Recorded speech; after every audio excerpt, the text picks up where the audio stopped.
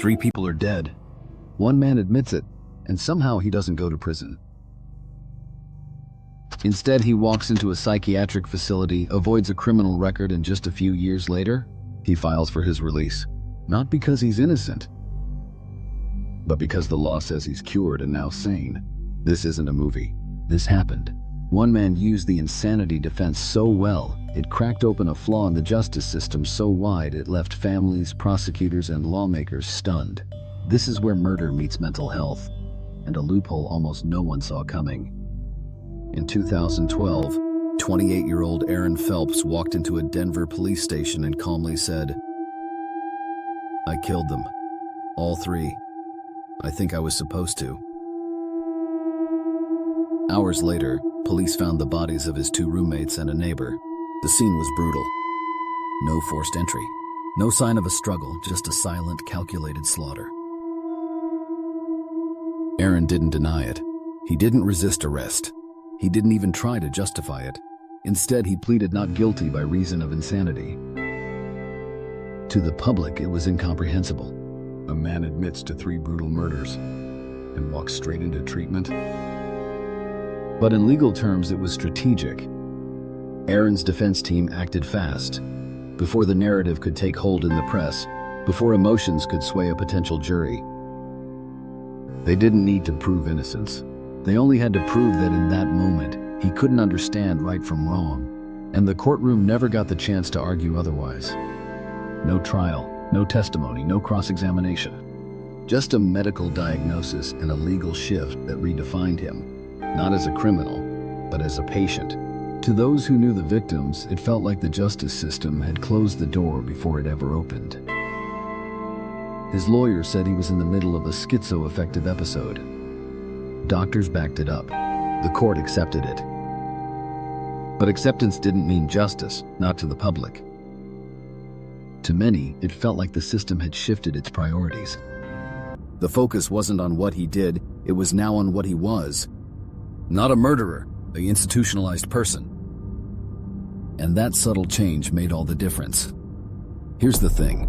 Under Colorado law, and in many other states, if someone's found not guilty by reason of insanity, they're not considered a criminal. They're treated as someone in need of care, so instead of prison, they go to a mental facility. And they stay there only as long as they're seen as a danger to themselves or others.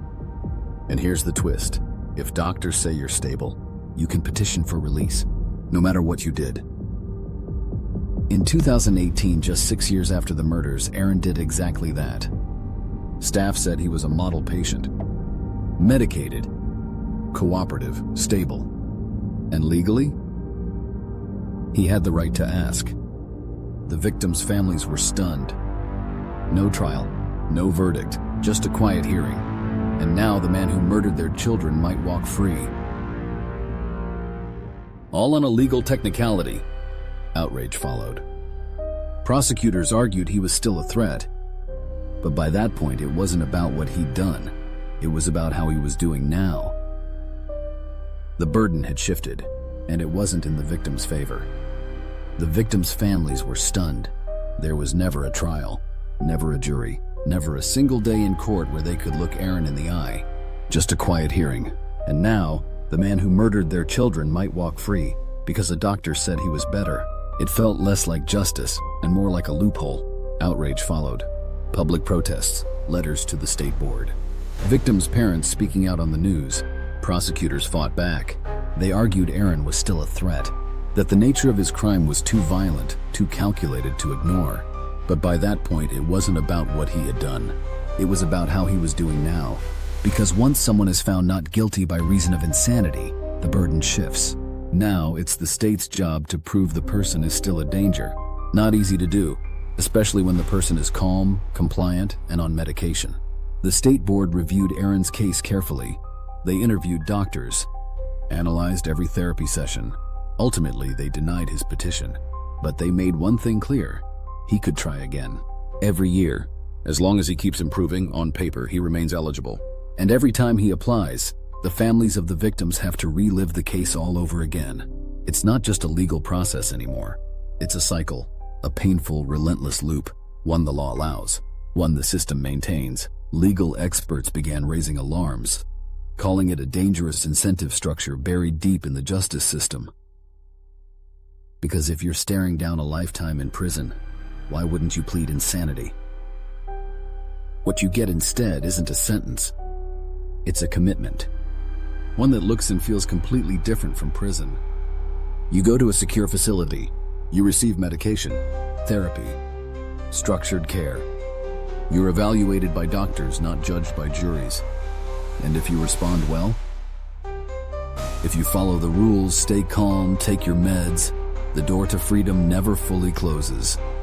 In fact, in some states, time spent inside one of these facilities doesn't even count toward a criminal sentence, because it's not technically punishment.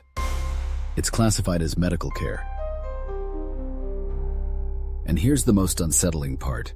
If it turns out someone was faking their illness, or if they relapse after being released, they still can't be tried again.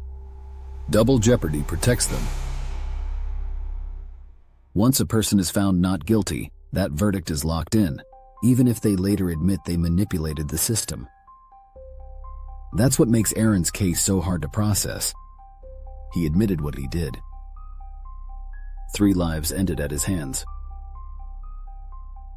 But since the court determined he wasn't in control of his actions, that he was legally insane, the system treats him differently. He's not a murderer in the eyes of the law. He's someone who was mentally ill when the killings happened. Now he's considered rehabilitated, medicated, cooperative. And if that version of him continues to meet the system's standards, he can keep asking for release, again and again. Each petition reopens old wounds, reignites public debate, and forces the families of the victims to relive the worst chapter of their lives. Because the law wasn't designed to make anyone feel better. It was designed to follow rules, even when those rules lead to outcomes no one feels are fair. The insanity defense exists for a reason. It's meant to protect the truly ill, the people who, in a moment of delusion or psychosis, lose complete control over their actions.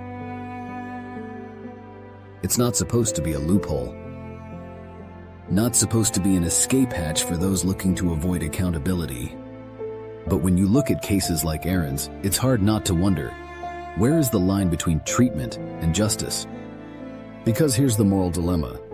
If someone commits an unthinkable act while mentally unwell, but then gets better, do they deserve a second chance? Does recovery erase responsibility? Supporters of the system say yes, at least legally. They argue that if a person was genuinely disconnected from reality during the crime, punishing them won't fix anything. It won't heal victims. And it won't make society safer. Instead, they believe treatment is the answer. Restoration, rehabilitation. But others, especially those who've lost loved ones, see it differently. They see someone who killed, who avoided trial, and now walks the slow path toward freedom while their family members remain gone forever. They ask, where's the justice in that?